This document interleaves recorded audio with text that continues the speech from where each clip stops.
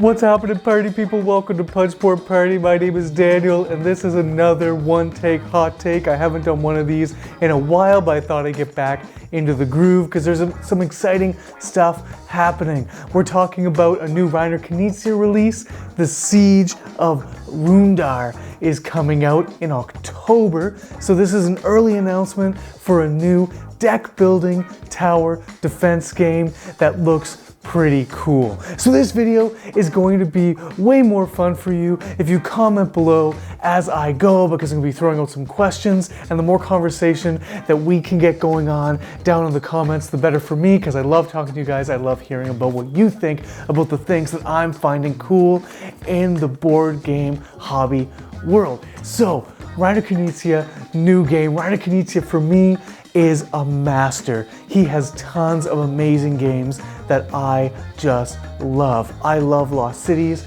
I love Blue Moon City. Modern Art has been getting a ton of love, and I only played it once a long time ago, and I really want to get back to it because since the reprint, people are going gangbusters over that game. We're talking Tigris and Euphrates, Yellow and Yangtze, people like a lot, but he also has a lot of games that are kind of misses for people. You know, it's not that he ever designs a bad game, but just some of his games just are like, that's good. Like, that's a good game design, but it doesn't blow people's minds like he has a history of doing. So when he just puts out an okay design, it kind of gets thrown in the trash pretty quick because it's not up to the own bar that he has set for himself.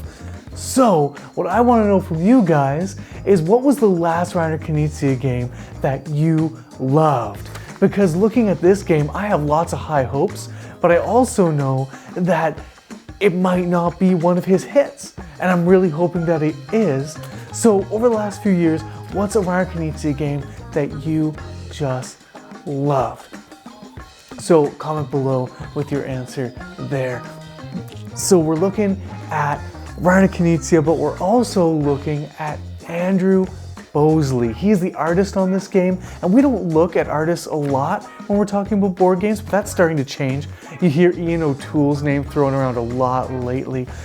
He does the art for the beautiful Eagle Griffin games, especially anything that involves Vital Lacerda. So I think he does the art for On Mars. He did the Kanban art. He did the Rococo Deluxe Edition art. So people really love him. So we're starting to talk about artists more in the hobby. And Andrew Bosley is a name that we're starting to talk about a lot. So he's the artist from Everdell. He also did Tapestry. He did Citadels and Mission Red Planet, the second editions of those games. And those are all games with notable artwork. Those are games that, for myself personally, the art enhanced the gameplay for me. I'm a guy who, if a game is pretty, I'm going to enjoy it more. I'm going to be drawn into the theme more quickly, and I'm going to enjoy myself because not only am I playing a stellar game mechanically, but I'm also getting to enjoy a lot of good art. So I love art in a game, and I'm very excited for Andrew Bosley to be working on the Siege of Runedar because it's just going to make that game pop. So we got a great designer and an excellent artist behind what may be an excellent game. So tell me in the comments below, what does art do for you in a board game? Are you ambivalent towards the whole thing, or does art increase your game experience? Tell me, sound off. All right, so we got an excellent designer, we got an excellent artist, but what are the mechanics? What are we actually doing here? So word on the street is that Reiner Kenitsia was racking his brain to do something new with deck building. So this is a deck building game. This is a deck building tower defense game in a traditional tower defense style theme. I think in this game you are dwarves and you're protecting a mine with all sorts of treasures in it. You have this fortress built around it, and now there's orcs and trolls and goblins all trying to lay siege to your castle. And so you have a deck of cards, and you're going to be adding to those cards like you would in a regular deck building game. And you have two types of cards. You have kind of long range attack cards to get your enemies, pick them off from a distance, and you also have short range melee attacks. So you're going to be going back and forth between getting the bad guys off you who are right in your backyard and also doing some preventative measures long range. So that's a cool dichotomy that you'll be working with in your deck. But the thing that I'm really interested in this game is that cooperatively you're playing this game, and not only are you trying to keep the baddies off of you, but you're also trying to build a tunnel through the mines, I suppose, out to freedom and safety with treasures in hand. So you have two focuses in this game. You're focusing on getting rid of the bad guys, but you're also focusing on your escape plan as a team. And I love this divided interest that we'll have going on in the Siege of Runedar. I keep on forgetting the name of this game. So the Siege of Runedar, and it has this beautiful kind of way to create tension by, you need to be working on the tunnel, but you also need to be making sure that the bad guys are off your back. So what most excites you about the mechanisms that you've heard about so far in this game? What about this game excites you the most? Are you excited at all? Please sound off in the comments below. Find out what other people think. Share what you think yourself. Personally, I think that this is going to be a real treat. Tower defense has not been well represented in the hobby up until this point.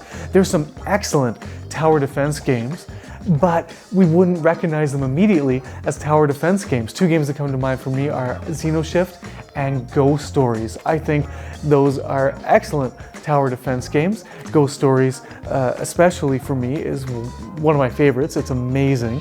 And you know, you have demons coming at you from every angle and you're just relentlessly trying to fend them off. But when I played the game initially, I didn't think of it as tower defense, but they are coming at you from all sides, and your one goal is to just keep them from overrunning you.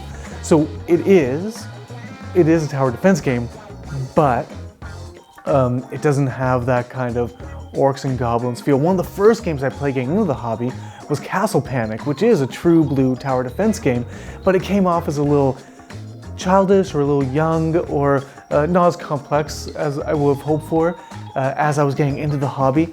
So since then, until recently, when we got, oh, this is bad. Rift in Time is the subtitle. Kingdom Rush, Rift in Time.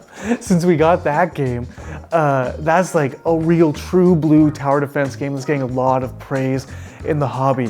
But until that game came, we didn't really have a whole lot to go with. So I think this Siege of Runedar is going to add another really great entry into this line of games in the hobby. So again, in the comments, tell me what tower defense games you love that are board games, or what tower defense games that are mobile games you would really love to see implemented into a tabletop game.